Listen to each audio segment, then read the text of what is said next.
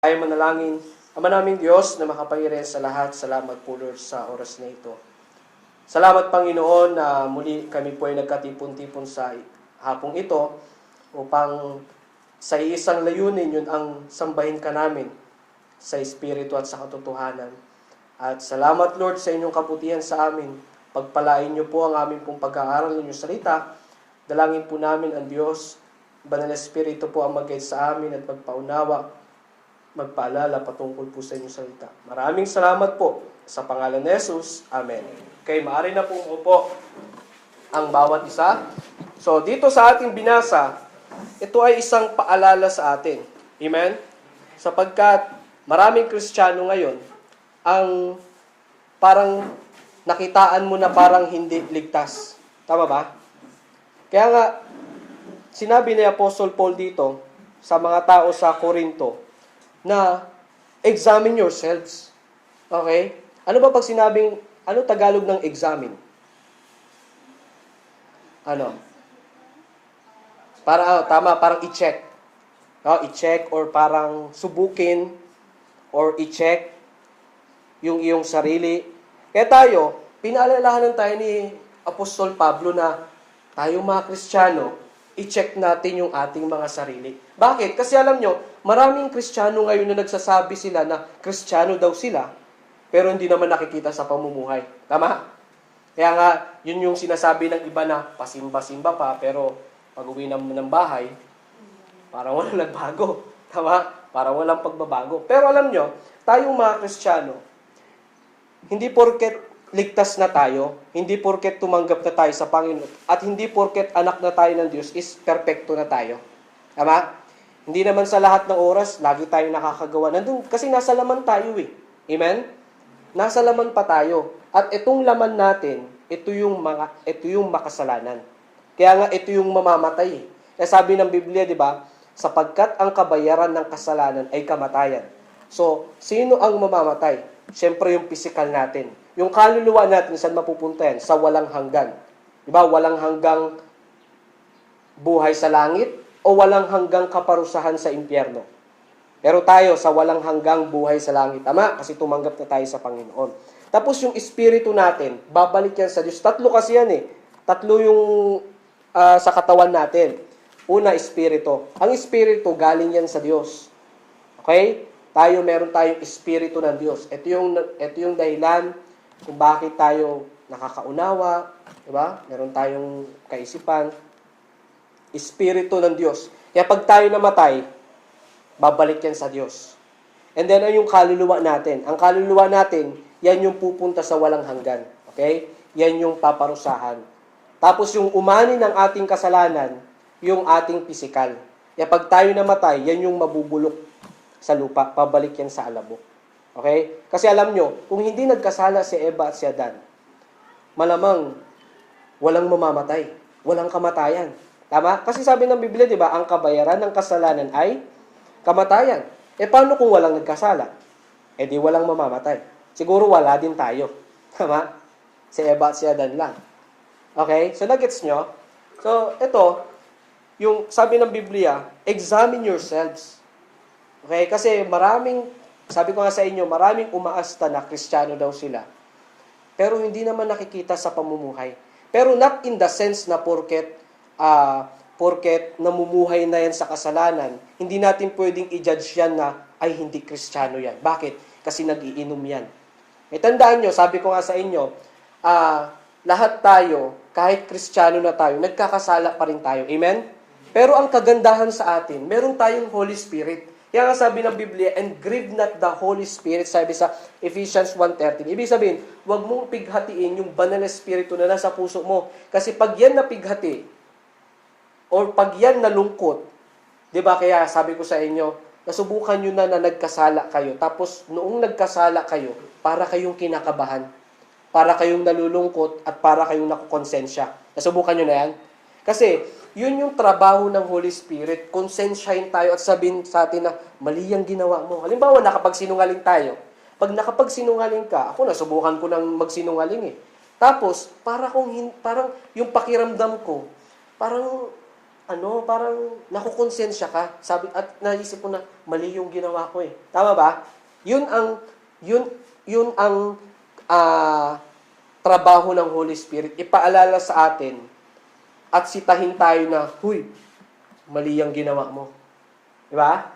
Pero kung isang tao na walang Holy Spirit sa puso, pag siya gumawa ng kasalanan, parang normal lang, no? O, di ba kayo nagtaka? Bakit yung iba nakakapatay pa? Di ba parang nakakatakot pumatay? Di ba? Pero bakit yung iba nagagawa nila? Bakit? Kasi wala silang banal na espiritu. Walang nagko-convict sa kanila. Walang nagpapaalala sa kanila. Ibig sabihin, anak sila ng Diablo. Kaya ganun yan. Pag tumanggap ka sa Panginoon, di ba sabi sa John 1:12, ano nakasulat doon? But as many as receive Him, to them gave He power to become the sons of God. Sa Tagalog, gaya ng marami na tumanggap sa Kanya. O nung tumanggap na tayo sa Panginoon, sabi ng Biblia, binigyan tayo ng karapatan na maging mga anak ng Diyos. Kaya kayong mga tumanggap sa Panginoon, sabi ng Biblia, anak na tayo ng Diyos. Amen? Kaya, pag tayo binawian ng buhay, sa langit na tayo pupunta. Kasi kung nasa yung Ama, nandun yung anak. Ang Ama natin na nasa langit. Tama? Kaya pag binawian tayo ng buhay, sa langit tayo pupunta. Pastor, paano yung mga hindi tumanggap sa Panginoon? Simple lang. Sabi ng Biblia, kapag hindi ka tumanggap sa Panginoon, ang iyong ama ay ang dyablo. Kaya pag binawian ka ng buhay, yung dyablo, saan mapupunta yan? Di ba sa impyerno? Doon siya mapupunta. Yung anak niya, saan din? Alangan naman sa langit. Sa impyerno talaga yan. Tama? Kaya nakakalungkot sa mga taong hindi tumanggap sa Panginoon. Pag sila binawian ng buhay, automatic, on the spot, pagmulat nila sa impyerno na yan. Kaya huwag kayong maniniwala sa mga pamahiin na pag namatay daw, 40 days pa dito sa lupa, gumagala. Wala sa Bible yan. Kasi sa Bible, pag ikaw namatay, on the spot, pagmulat mo, langit ka o impyerno. Pastor, saan sa Bible yan? Tignan natin. Sa Luke chapter 16. Sabi ko nga sa inyo, kailangan may ebidensya tayo sa Bible. Hindi lang tayo basta-basta dito nagsasalita ng mga katuruan, kundi meron din tayong basihan sa Bible. Sa Luke chapter 16. Luke 16. Okay. Naalala nyo ba yung kwento nung rich man and Lazarus? Sino sa inyo nakalala nun? Rich man and Lazarus.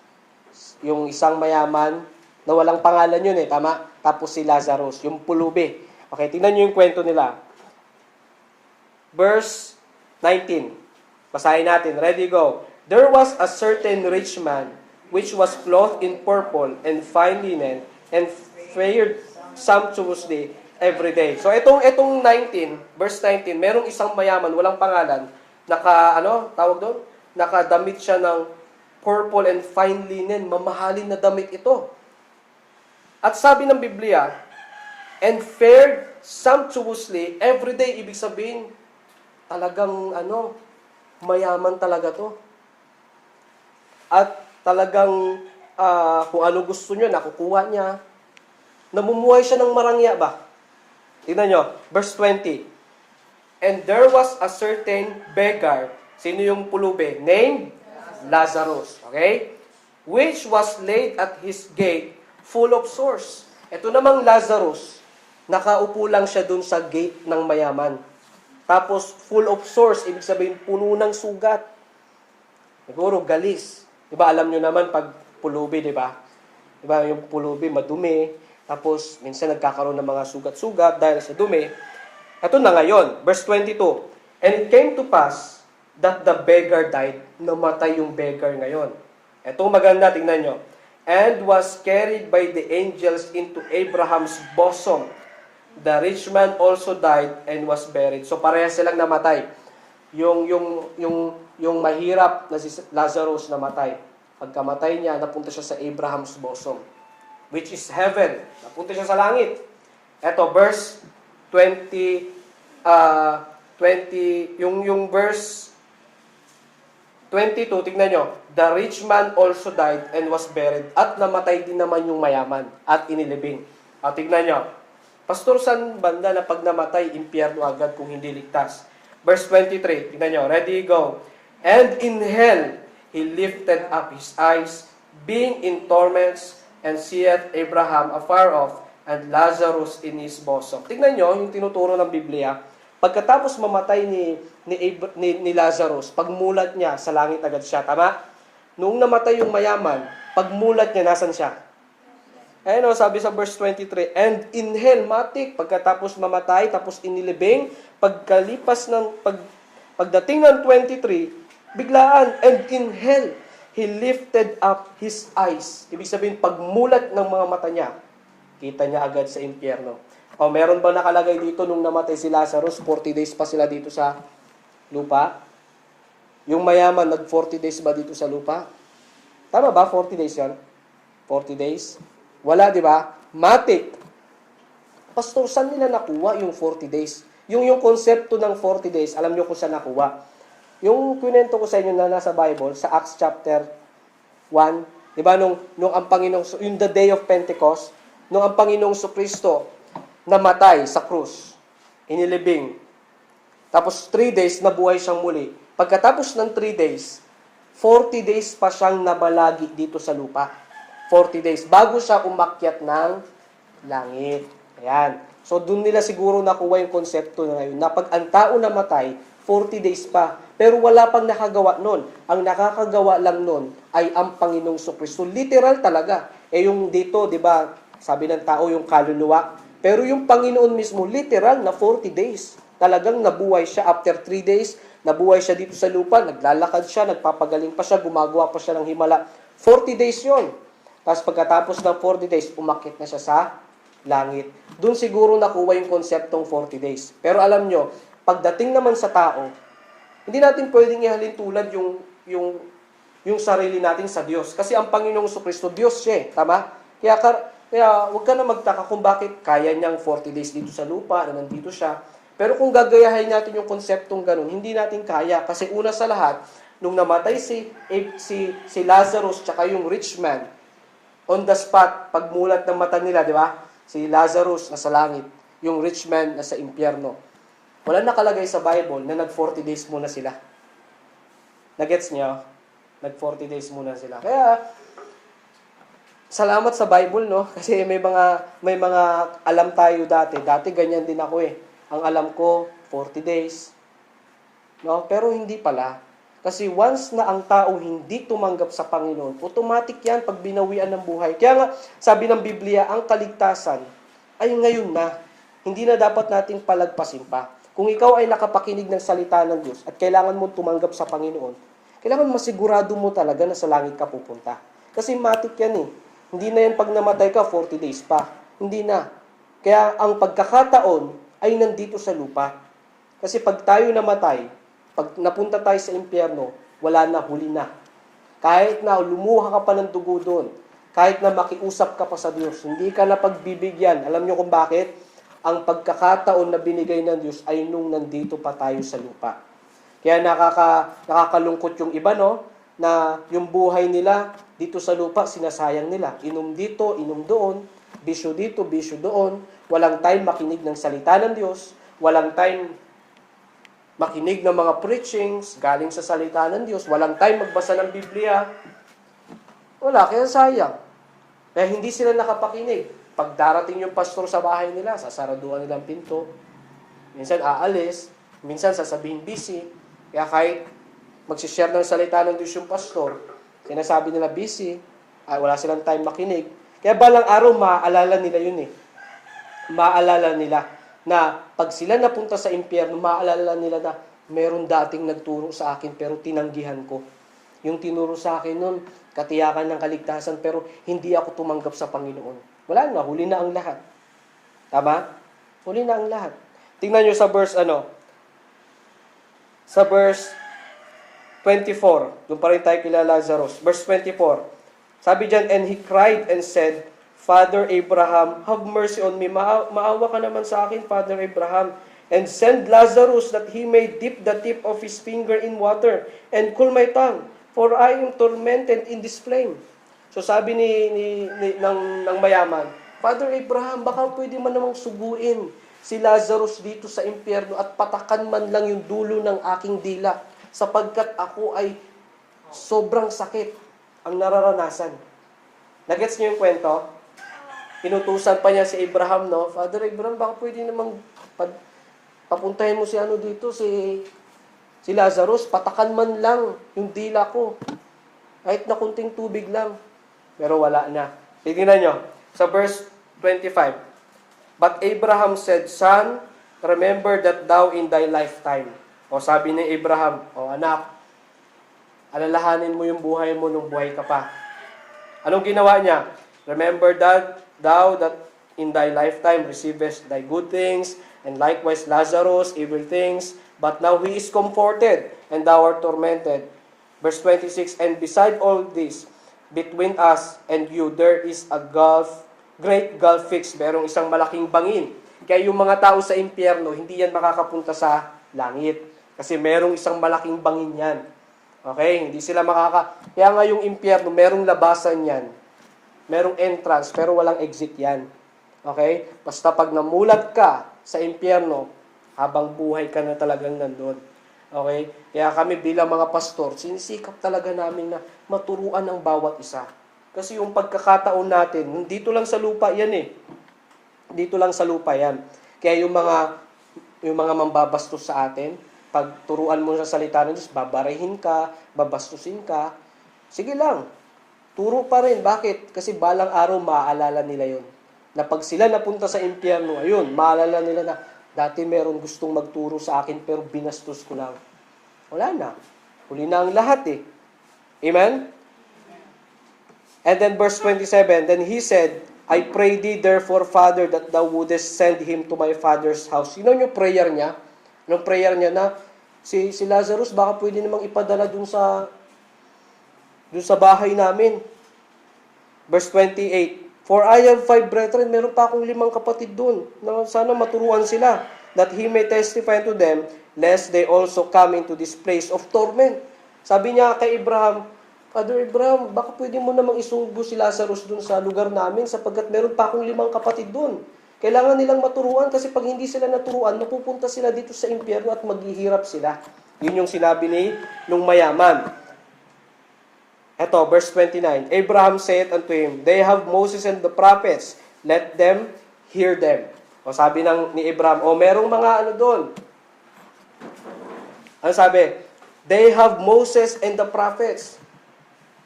O nandun yung mga propeta sa panahon natin ngayon. May mga pastor dyan. Diba? Bakit makinig ka doon? Yung mga kapatid mo doon makinig. Kaya alam nyo ba, yung mga tao, yung prayer nila sa impyerno, anong prayer nila? Na yung mga kapatid nila sana dito sa lupa, maturuan din ang salita ng Diyos. Sa ngayon, parang wala lang, di ba? Parang easy-easy lang ang buhay. Pero alam nyo talaga, magkakaalaman yan pag binawian na ng buhay. Kaya pag binawian ka ng buhay, tapos napunta ka sa langit, habang buhay mong kasiyahan yan. Kasiyahan yan. Pero, sa mga hindi napunta sa langit, habang buhay nilang kalungkutan yan. Okay? Kaya dapat sinisigurado, bawat isa sa atin siguraduhin mo na dapat ikaw tumanggap na sa Panginoon. Sino tumanggap na sa Panginoon dito? Amen, lahat na tayo. Tandaan nyo ang pagtanggap sa Panginoon, ang kaligtasan, hindi ito by family. Hindi porket na tumanggap na si mama, ligtas ka na rin. Ay tumanggap na si kapatid, ligtas ka na rin. Hindi. Individual po yan. Amen? Individual ang pagtanggap sa Panginoon. Kaya dapat sinisigurado natin. Kaya balik tayo sa ating text. Saan nga yun? 2 Corinthians. Okay, kaya dapat examine natin. Sabi diyan sa 2 Corinthians 13 verse 5, sabi diyan, examine yourselves. Ano sa Tagalog ng examine yourselves? I-check natin yung ating sarili. Examine yourselves. I-check natin yung sarili natin una pagdating sa kaligtasan. Amen? So, dapat siguraduhin mo na ako talaga ligtas. Okay? Yung iba kasi, head knowledge lang. Na ligtas na agad. Na inisip mo, porket nakapag-church ka na, ligtas ka na. Ulitin ko, sabi ko nga sa inyo, hindi simbahan ang nakakaligtas. Amen? Hindi rin baptism, kundi ang pagtanggap sa Panginoong Kristo ang pananampalataya natin. Okay, examine. Alam nyo, mahalaga yung exam. Tama? Sa atin, sa school, di ba nakakaranas tayo ng exam? Sino sa inyo na zero na sa exam? Ha? Na zero ka na? Sa quiz lang. Di ba bakit ba may exam? Bakit ba may exam? Anong purpose ng exam? Para malaman ng teacher kung may natutunan. Tama? Kaya siya nagpapa-exam. Okay? Kaya, dun malalaman. Kaya matutuwa yung teacher kung ang bawat isa ay naka-perfect. Tama? Or mataas yung grado or nakapasa sa exam. Diba? Kaya ganun din yan sa atin, buhay spiritual. Sabi diyan, examine yourselves whether ye be in the faith. Ayun. I-check natin yung ating sarili kung nasa pananampalataya pa ba tayo. Alam nyo, tayong mga Kristiyano, ugaliin nating mamuhay sa pananampalataya. Pastor, paano ba mamuhay sa pananampalataya? Ibig sabihin ng pananampalataya, ito yung 100% kang naniniwala sa Diyos. Okay? Maraming aspeto yan. Naniniwala ka sa Diyos na kaya niyang i-provide yung pangangailangan natin. Naniniwala tayo sa Diyos 100% na kaya niya tayong proteksyonan. Amen? So yan yung mga pananampalataya natin sa Diyos. Kaya inutusan tayo ng Biblia na mamuhay tayo sa pananampalataya. We live by faith and not by sight. Kabisado yung memory verse na yun. Kaya dapat mamumuhay tayo ayon sa ating pananampalataya. Okay? Kaya mahalaga yung pananampalataya. Tama? Ano nga ulit yung pananampalataya? Ito yung 100% kang naniniwala at nagtitiwala sa Diyos. Okay? Na kaya kanyang proteksyonan, higit sa lahat sa kaligtasan, na kaya niyang i-provide yung pangangailangan mo, whether ye be in the faith. Okay? Kaya ang pagpunta natin dito sa simbahan, dapat by faith yan. Pananampalataya yung umiiral sa atin. Amen? At sabi dyan, prove your own selves. Ano ba pag sinabing prove? Your own selves. Ibig sabihin, subukin mo yung sarili mo. Kaya ang Diyos, di ba, sinusubok tayo. Sinusubok ng Diyos yung ating sarili kung matatag na ba. Kaya, dyan darating yung time na magkakaroon tayo ng matinding pagsubok, bibigyan tayo ng matinding problema. Para saan? Para susubukin ng Diyos kung hanggang saan na ba tayo. Kasi alam nyo, tandaan nyo lagi kong sinasabi sa inyo na hindi porket Kristiyano na tayo ay hindi na tayo daranas ng matitinding pagsubok. Yung iba nga yung iba nagsasabi na, naku pastor, kung kailan pa ako naging Kristiyano, tsaka naman dumami yung problema ko. Di ba? Yung iba ganun. Bakit kaya ganun? Okay? Bakit kaya? Tandaan nyo, hindi porket Kristiyano na tayo, hayahay na yung buhay natin. Hindi. Ang totoo nga yan, mas dadami pa yung problema mo Kaya tayo mga Kristiyano, tayo mga bagong ligtas na, expect nyo na yan. Na pag ligtas na ba tayo? Amen. Tayong mga Kristiyano ngayon, expect nyo na yan. Na dadaan tayo sa matitinding pagsubok. Bakit? Kasi doon malalaman kung gaano nakatatag. Okay? Pero syempre, bago may quiz, bago may exam, ano muna? Review muna, study, lesson muna. Tama? Bihira lang yung teacher na biglang exam agad. Di ba? Karamihan talaga, aral muna. Tapos, minsan, ilang weeks muna bago mag-quiz. Tama ba? Ganun muna. Alam nyo, ganun din sa Diyos. Ganun din sa Diyos. Bago siya magbigay ng pagsubok sa atin, ano munang gagawin niya? Tuturuan muna niya tayo. Tama ba? Kaya nga, nandito yung kanyang salita yung Biblia Kasi, ito yung magiging pattern natin. Sa oras ng problema, makikita natin na, ay, kailangan kong magtiwala sa Diyos. Pag magbigay siya ng matitinding problema, matututunan natin na magtiwala ka lang sa Diyos. Kumapit ka lang sa Diyos. Huwag kang bibitaw. Kahit gaano pa katindi ang pagsubok. Doon malalaman ng Diyos na, ay, itong anak ko, matatag na to. Bakit? Kasi binigyan ko ng pagsubok yan, tapos nakapasa. Meron nga akong nabasa true faith will be tested, and true faith will pass the test. Yung totoong pananampalataya, susubukin yan. at yung totoong pananampalataya makakapasayan sa pagsubok. Amen? Tayo mga Kristiyano, siguraduhin natin na yung pananampalataya natin ay matatag. Amen? Sabi diyan, prove your own selves. Know ye not your own selves, how that ye Jesus Christ in you, except ye be reprobates. Kaya yung two words na yan, examine yourselves. Amen? Suriin natin yung ating sarili kung nasa pananampalataya pa ba tayo. Kasi sabi ko kanina, marami ngayon nagsasabi na Kristiyano daw sila. Pero parang nakakahiya din kasi alam nyo, hindi naman nakikita sa gawa nila. Tama? Kristiyano kami, pero lasing pala. Kristiyano kami, pero nagwala. Diba? Sabi ko sa inyo, pag Kristiyano, followers of Christ. Pero not in the sense na pag Kristiyano ka na, ay kailangan perfecto ka na. Lahat naman tayo nagkakasala at lahat tayo nagkakamali. Pero tinuruan tayo ng Biblia na examine mo yung sarili mo. Baka malayo ka na sa pananampalataya or baka malayo na tayo sa Diyos. Amen?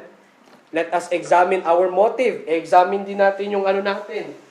Yung motibo natin. Okay? Yung motibo ng ating pagpunta sa church. Kailangan i-examine natin yan. Bakit ba ako nandito sa church? Ano bang dahilan bakit ako nandito sa church? Dapat examine, i-check mo yan. No?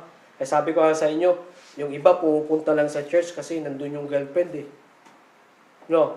Yung iba pupunta lang sa church kasi nandun yung boyfriend. Yung iba pupunta sa church kasi maniningil ng utang. Iba-ibang dahilan. Tama ba? Yung iba pupunta sa church kasi maghahanap ng chicks. No? Hindi dapat ganon. Dapat pupunta tayo sa church. Kaya check natin, bakit ba ako pupunta sa church? Dapat tama yung motibo natin. Kasi pag mali na yung motibo natin, tiyak yan, mawawala na tayo.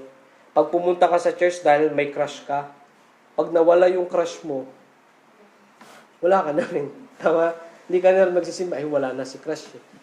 Lumipat si crush sa ibang simbahan. Lipat ka rin. Diba? Kaya tandaan natin, dapat tama yung ating motibo. Let us examine our motive. And let us examine our obedience. Yung ating pagsunod. Diba, kumusta na kayo yung pagsunod natin? Tingnan natin, check natin, kumusta na kayo yung pagsunod ko? Baka ang pagsunod ko ay pili. Minsan kasi, ang gustong sundin ng Kristiyano, yung madali lang. Tama? Ano bang madaling utos? Anong madaling utos? Kumain? Utos ba yung kumain? No? Kahit hindi ka nga utusan, kakain ka talaga . No? Anong pinakamadaling utos na nagawa nyo?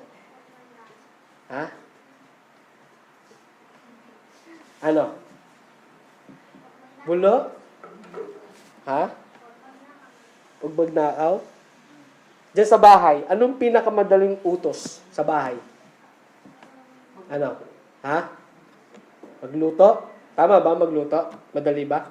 Pinakamadaling utos? Hindi rin, no?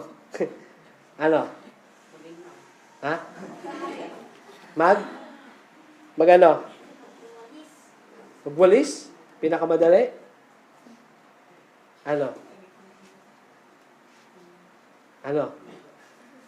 Wala, lahat mahirap. Kahit yata patulugin kayo tulog na. Mahirap na utos din yata yun kasi iba sa inyo, madaling araw na tutulog . Di ba? So, parang wala yatang madaling utos, no? No? Siguro ang madaling utos, mag-Facebook ka na. Madaling utos siguro yun, no? Mag-Mobile Legend ka na. Magadaling utos siguro yun, no? No? Ka na? Magpa-load ka na. Madaling utos yun Di ba? Bumili ka ng RC. Bumili ka ng pagkain. Madaling utos. Sunod agad, no? Minsan kasi, alam niyo yung lesson na nakuha natin doon. Minsan kasi, sumusunod tayo kasi alam nating madali. Okay? Alam nyo sa Bible, meron ba kayong alam sa Bible na madaling sundin? Ano ba yung mga utos sa Bible? Di ba yung tatlo? Pagsisimba, pagbabasa ng Biblia, pananalangin. Bukod doon, ano pa? Ano sa inyo sa tingin nyo madaling gawin doon?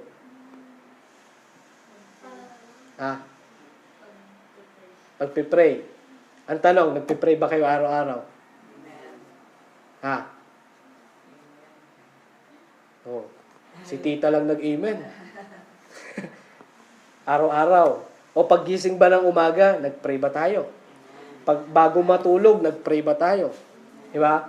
Pero ako para sa akin, tinitingnan ko, mukhang walang madaling sundin eh. Lahat talaga may laban, tama? Halimbawa, yung bago matulog, yung tipong antok ka na pero kailangan mo mag-pray. Di ba? Labanan yun. Di ba? Kasi naglalaban yung spiritual tsaka yung laman. Ang gusto ng laman mo, gusto nang matulog kasi pagod ka na. Pero gusto ng spiritual mo, binubulungan ka, mag-pray ka muna. Sino sa inyo nakaranas na ng gano'n na parang binubulungan? Bago matulog, mag-pray ka muna. O sino sa inyo parang binubulungan na, magbasa ka muna ng Biblia. Nakaranas na ba kayo ng ganyan? Pero parang antok na antok ka na, no? Ano ba talaga? Parang nalilito ka. So, syempre, pag natulog ka, tapos hindi ka nakapag-pray, sinong nanalo? Yung laman o spiritual? Yung laman. Ganun lang kasimple yun. Diba? O paggising sa umaga, anong unang gagawin? Pre, dumilat, no? Dilat. Gising sa umaga, dilat muna. Pero, syempre, paggising sa umaga, magpipray. Pero labanan din yata yan, no? Labanan din ba yan? Kasi paggising sa umaga, hinahanap agad, cellphone. Baka may nag-likes na sa pinost ko. Baka may nag-comment na. Di ba? Hindi man lang naalala na kailangan magpipray ako. Labanan din, di ba? Paggising sa umaga, labanan din. Ang daming labanan. Lalo na sa pagbabasa ng Biblia. No? Kasi karamihang Kristiyano talaga pumapalya pagdating sa pagbabasa ng Biblia. Kasi labanan talaga. Lalo na pag busy ka, minsan yung time talaga, halos na nakakain yung time kahit pagbabasa ng Biblia. Pero saludo ako sa mga Kristiyano na kahit gaano ka-busy, talagang sinisingit nila makapagbasa ng Biblia, sinisingit nilang makapag-pray, di ba? At isa sa matinding labanan dyan, yung isang utos, yung pagsisimba. Tama? Parang nagiging chat yan eh. Magsisimba ba ako o hindi? Magsisimba ba ako o hindi? Labanan. Magsisimba ba? Ay, wag na lang kasi may swimming kami. Labanan lagi. Diba labanan? Diba? Labanan sa flesh and spiritual. Anong susundin natin? Yun. Ganun yun. Labanan lagi. Sabi ng Biblia, examine ourselves. Kailangan suriin mo yung sarili mo. Baka naman yung pagsunod mo ay pili lang. Sumusunod ka lang kasi alam mong madali. Diba? Sumusunod ka lang, alam mong madali. Pero pag mahirap na yung utos, ayun na. Nagre-reklamo na. Ma, pwede naman si Bunso. Ayun na. Sino kaya yun, no? Ma, pwede naman si ate. Diba? Ma, pwede naman iba na lang, ma. Kasi busy ako, ma. Sa module, nagsasagot ako. Ayun na, di ba? Kaya, yan ang nangyayari. Pero pag madali yan, susunod talaga yan. Tama ba? Kaya, ang isa sa lesson na nakita natin dito, huwag tayong susunod sa utos na dahil sa alam nating madali lang. Amen? Mahirap man o madali ang utos, susunod tayo. Lalo na pagdating sa Biblia. Amen? Kasi nasa laman tayo eh. Natural na yung laman natin napapagod. Pero kailangan natin itong labanan para maging matatag ang ating buhay espiritual. Para yung gusto lagi ng Diyos, masunod natin. Diba? Sino sa inyong nakaranas na masaya yung damdamin nung nag-pray siya? Di ba pag nakasunod ka sa utos ng Diyos, masaya? Masaya sa damdamin, lalo na pag nag-pray ka, tapos nakapagbasa ka ng Biblia sa buong araw. Ngayong araw na ito, may time ka sa pagbabasa ng Biblia. Di ba masaya sa kalooban? Pero pag matutulog ka na, ay, nakalimutan ko mag-pray. ay, hindi pa pala ako nakapagbasa ng Biblia. Di ba parang matutulog ka na parang kulang yung araw mo? Di ba? Yung tipong hindi mo man lang nagawa. Lahat nagawa mo, pero yung kausapin man lang ang Diyos, hindi mo nagawa. Di ba nakakalungkot yun? Di ba? Kaya sabi ng Biblia, examine yourselves. Subukin natin yung ating sarili. Amen? Tandaan nyo, walang madaling utos. Lahat talaga merong laban yan. Kasi nasa laman tayo. Ano nga yung naglalaban? Yung laman at yung spiritual. Sino ang nananalo? Yung lagi mong pinapakain. Kung nagbabasa ka ng Biblia at nananalangin ka lagi at nagsisimba ka lagi, sinong mananalo?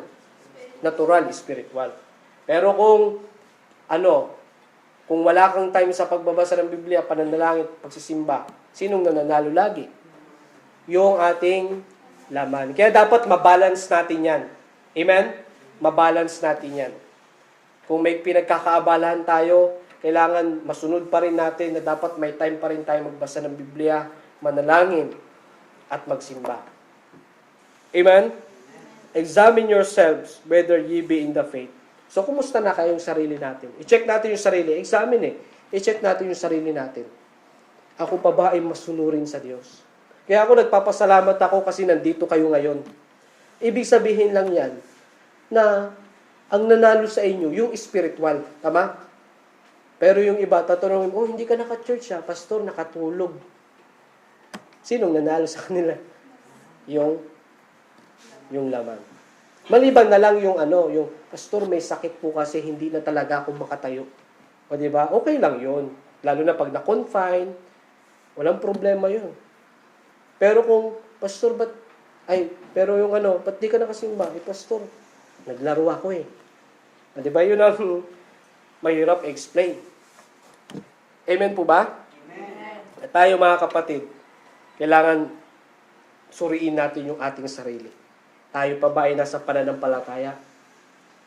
At kung ikaw ay nasa pananampalataya, manatili ka dyan. Amen?